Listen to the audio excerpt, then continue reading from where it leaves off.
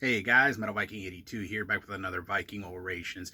Got yet another review for you today, and this time I'm going to be talking to you about the brand new EP from the band Lividus, entitled Teratorns, out now through the band themselves.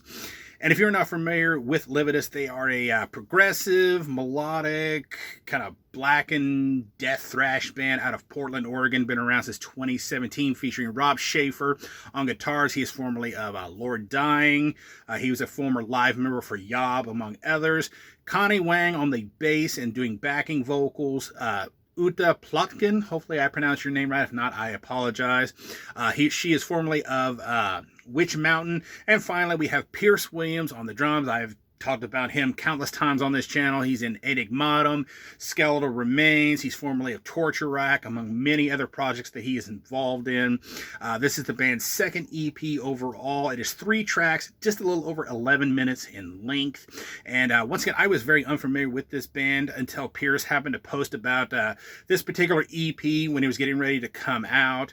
And after it came out and I gave it several listens, I promptly bought it digitally along with their 2022 EP, Tetany. And while this EP is just 3 tracks, all of them pack a serious punch to them. The band really wastes no time getting things started with Uta rasping, blood of mountains.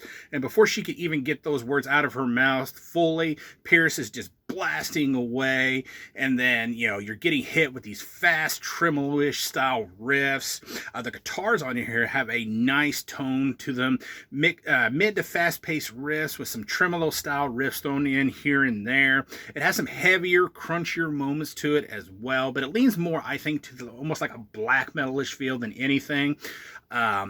With, of course, that, touch of melody, which can really kind of counteract the aggression of everything. I thought Connie's bass tone is nice and thick with that little bit of a twang to it. And it kind of sounds a little techy sounding at times, which is really cool. It's not too high up in the mix yet. It is very easily heard, giving everything that solid backbone throughout all 3 tracks that they need.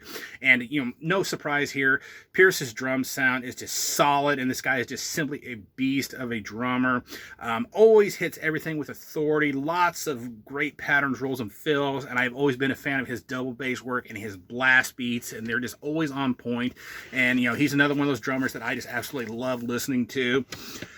Vocally, you get a mix of Uta's very, and again, if I'm pronouncing your name wrong, I apologize, but she has this very powerful, emotive, clean vocal style, and she mixes that with some more harsh style vocals that kind of brought to mind Holder, or maybe even Heidi Irizarry from Carnivora. That's kind of who she was reminding me of when I was listening to her. Then when you get into track number 3, her Nacreous Eye, I love the layering of the clean vocals at the 146 mark, right after this very nice solo. It's kind of done in that, Hansi, Choir of Hansi style, which, if you wonder what I'm talking about, anybody that's ever listened to Blind Guardian, especially newer Blind Guardian, where Hansi, basically layers his voice multiple times, and it sounds like there's a choir made up of nothing but him. That's kind of the similar style. It's not as over the top and grandiose as that, but I got a similar vibe to it with the way they were layering them. I mean, they layer her vocals, and probably her and Connie's is most likely what it is, but they layer them throughout all 3 songs, but not like they do on this particular song at that particular moment. But I quite liked how they did it. Overall, I think this is a very solid EP, and definitely one of my best discoveries of this year. It's that perfect balance between aggression and melody, and that multifaceted vocal approach worked really well to produce a very cohesive release with the songs flowing perfectly, I find.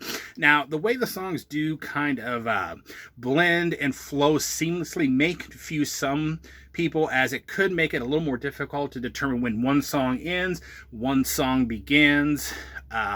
Good example of that is tracks 2 and 3. They flow into each other just like very seamlessly. It's just, no clear break. Just one ends and it's just right into the next song. And if you're not really paying attention, you wouldn't know where, that song was over and you're on to a completely different song. Still, that's kind of a minor, issue, because I don't really think it's too much of an issue, because overall this EP is just really solid, and I really hope this band gets signed by somebody so they can release this and their first EP on physical releases, because I would love to have a CD of this.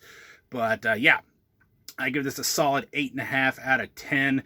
Thank you guys so much for watching and subscribing. Go check out Lividus. I will be leaving links down below. And until next time, stay brutal.